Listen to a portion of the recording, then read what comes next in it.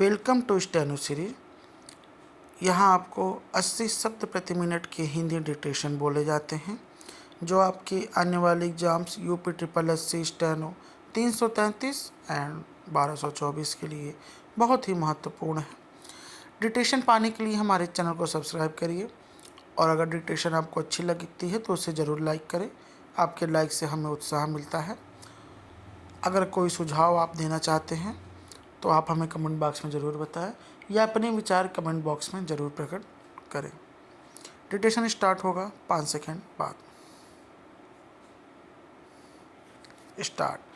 कृत्रिम बुद्धिमत्ता एआई जैसी तकनीक अब सैन्य क्षेत्र के भी पीढ़ीगत बदलाव का वाहक बन गई है। यह सामरिक क्षमताओं को नए सिरे से परिभाषित कर रही है। हम फिलहाल एआई, साइबर क्वांटम जैसी प्रौद्योगिकी के तूफान से गुजर रहे हैं, जिसकी जद में वैश्विक व्यवस्था और सुरक्षा दोनों हैं। कैसे, एक उदाहरण से समझाने की कोशिश करता हूँ।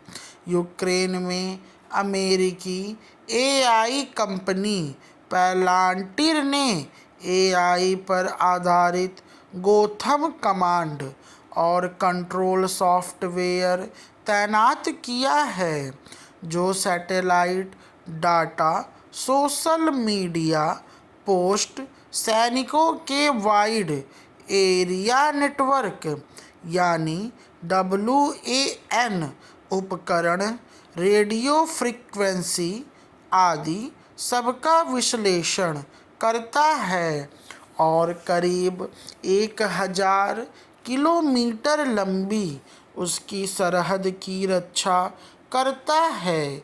यह सुरक्षा तंत्र इस कदर मजबूत है कि सीमा पर कोई भी हरकत हुई तो घुसपैठिए की पहचान करने से लेकर ढेर करने में उसे सिर्फ 6 से 7 मिनट का वक्त लगता है।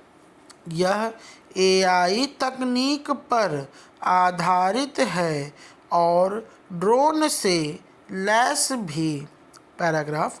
भारत में भी इस प्रौद्योगिकी के इस्तेमाल की मांग गलत नहीं है, खास तौर से नियंत्रण रेखा LOC और वास्तविक नियंत्रण रेखा LAC पर। इसके लिए एआई ड्रोन, 3D प्रिंटिंग, अंतरिक्ष प्रौद्योगिकी आदि सबका कोलाज बनाना होगा।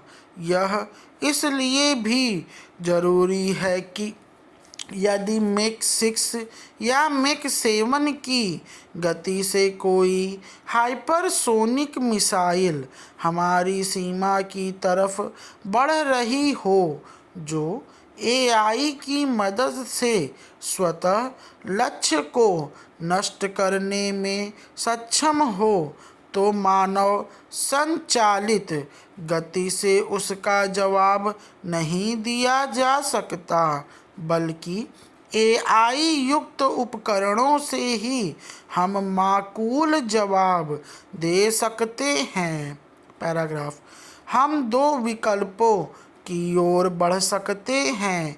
एक, एआई सक्षम तकनीक में इंसान लूप में रहे, यानी फैसले लेने की प्रक्रिया में इंसानी दखल हो, और दूसरा, तकनीक में कोई मानवीय हस्तक्षेप न रहे। मेरा मानना है कि जब आक्रमण और बचाव के बीच जंग होती है, तब इंसान अगर जवाबी प्रक्रिया से बाहर रहे तो प्रतिक्रिया कहीं अधिक तेज हो सकेगी।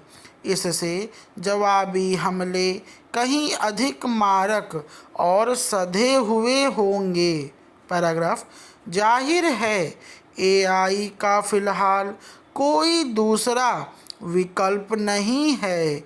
अमेरिका का उदाहरण देखिए, उसने अपने 2 कमान चुने, United states Indo Pacific command और यूरोपीय कमान।